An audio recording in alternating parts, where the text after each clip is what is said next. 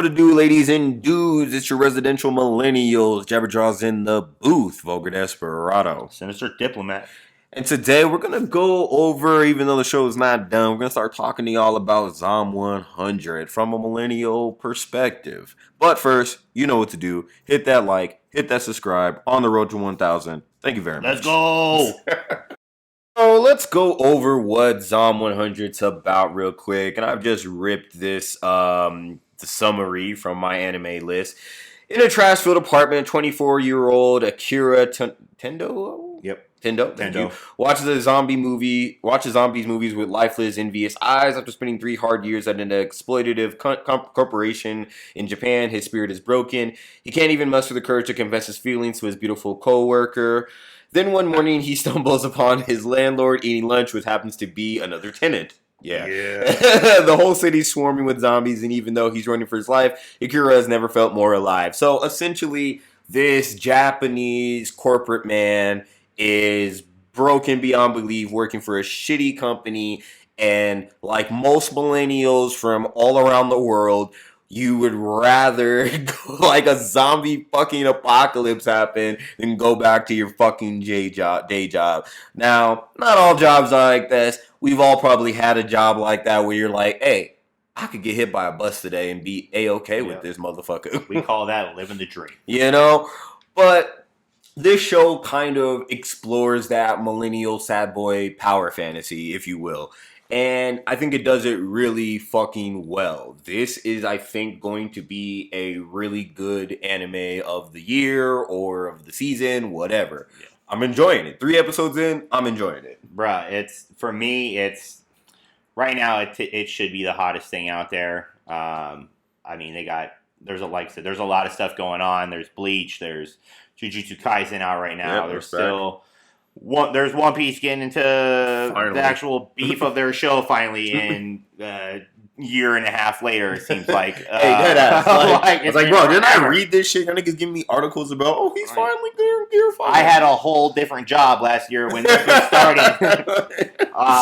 And in the long run, like, I think this show, the idea of this show, the perspective of trying to complete a bucket list in a zombie apocalypse is one of the craziest ideas I've ever heard. It's a very fun show. Super original. Like, I was telling this homegirl, like, I was like, yo, like, she's like, I don't like zombies. I was like, but they bleed in rainbow colors. Like, it's a bright, happy show. You don't even know that they're, like, maybe once or twice they've actually shown the color of actual blood. Right. And you're like, all right, yeah, that person's fucked up. But like, the main character has such happy vibe, dude. Yeah. So carefree, man. Yeah. Like, he's living the dream because, I think Japan is, and I'll have to put up this video with it, but Japan is, that country that everyone kind of idolizes, especially here in the West. You want to live there. You want to be there. Yeah, and, we don't realize that all the fancy technology they have is all behind people that, in a lot of ways, are getting exploited,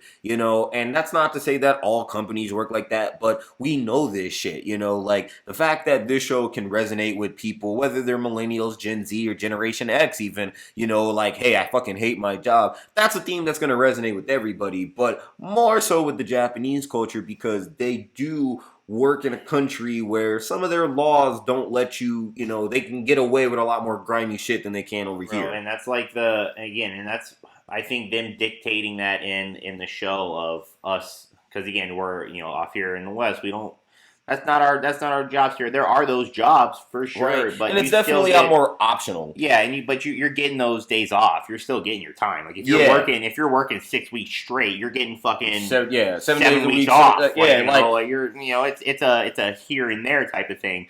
To where there, I mean, I think the craziest thing is that show gives you the idea of when we talk about suicide nets in all these workplaces. It's literally the running joke of that. That's not a real thing. Like, that's not a thing, but that's what it is. Like, well, I mean, it is a thing over there. Yeah, like, their suicide levels are a lot higher than here. But that's true. Their suicide levels are crazy high because of the work. Yeah, because of the work. Yeah. Like, and I think it goes 2 ways.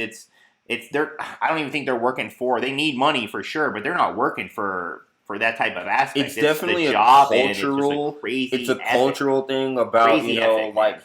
yeah, and we don't know it too much, but we've watched. I think most people Enough. have now watched enough anime, like weaved out enough to kind of understand, like, hey, there's an issue there. That's I mean, what it every is. other week it seems like there's an article about the animators for these animes being overworked. I mean, hell, even in the States, we're getting articles about the animators for Marvel and all these other CG companies. Sony, I heard there was some stuff with the Spider-Man movie. Like they're saying they're overworked, they're doing all this shit, and so we know this is a thing, and like it is definitely best exemplified through this anime, 100%. and and even in the sense of like some of his emotional dramas, because he's like they talk about he's got this crush on this girl, man. But from the first time you knew from day one something wasn't gonna be right. Yeah, her walking by like, oh man, she was too bad. Like bro, she was either gonna die or like she was gonna be evil. Yeah, and sure in a enough, way, it was kind of both. Yeah, she was a hoe. She was a hoe getting dick down by that fat guy, man. Getting dick down by her fat boss, and then her ass got turned zombie. You watching this nigga, and he was like, I don't care if she's someone's interest. He's like, hey dog, you need to stop simping, cuz. But he did the ultimate hero thing, and he was like, I can't kill you, bitch. And he walked up, he ran away. He's like, I can't do it. Yo, he loved her too much. He really did. After 3 years, man. Think of 3 years of seeing the same girl every day. Like nigga, everybody could probably hear it in the. Oh my god. Poor guy. Yeah, that's a different. That is a psychological hell. Like you're working at a job where you have shitty managers. You got to stay overnight all the time. You barely home, and the girl you like is getting throttled by your fat lazy boss, making you go to work. Bruh. Yep. Yo, nigga, that's a new type of hell. That is a new type of hell. That's why again, to me, the best thing I've seen so far about that anime, and it's really the picture they give you. It's his smile, man. That full smile just exuberates fucking happiness and like fucking this is about to be great. Because he's free. Yeah, and I think like again that is a theme that can resonate with most people, especially a millennial generation where you're like, hey, I am sick and tired of working for no fucking reason. They talk about birth rates and family and divorce rates, all that shit. A lot of people are kind of living pseudo free, except that you're a slave to your job. And even if you have family and kids, you might be a slave to that. Nobody's life is perfect except for the upper elites, and fuck them. But like, you know what I mean? So there's this like understandability or relatability rather that with this show where you're like, man, even if there were these shitty ass zombies all around me, the idea of I can do whatever the fuck I want today, drink beer all day, go and skydive another day, again, it would be sick. The thing that I think most people are going to resonate with is this fool literally went out in a zombie apocalypse, not to get food, not to get water, not to get safety shit. To get beer. To go on a beer run. He was mad about going on a beer run. Because you know what? And that's what I kind of like about this show is like my dude's like, hey bro, eventually I'm probably going to die. Yeah, let's live it up. It's literally called, the 100 things to do on my bucket list before I get turned. Yep, exactly. Like to me, that fact of the show is great, right? Where you have, and I will say, it is interesting. You have that girl who's kind of got the other way. She's like, everything I got to do to survive. I love her. I love her. And I think that was an interesting contrast, and I'm curious to see how that goes by. She's gonna turn into the person who's carefree and probably or die. And but I don't see her as dying because she seems like she's too fucking legit to quit. Yeah, she's good. Like she's way too smart. Way too smart to be in that area. Yeah. and another, I guess, like interesting social aspect of the show that I like that is relatable to people was the his friend that he goes to save in the third episode. Yeah, because just like the other aspect of working world once you're an adult after college. Some of you might be eating, some of you might be living the high life, but he's living that life. That was like, I think it was real estate where he's like, I gotta smile and fake it. I got these girls, but I hate them. Like he's like, I'm living the life, but I'm miserable. So it's like the grass isn't always greener. And that was something that that I thought was cool because I was like, hey, these are two different sides of that.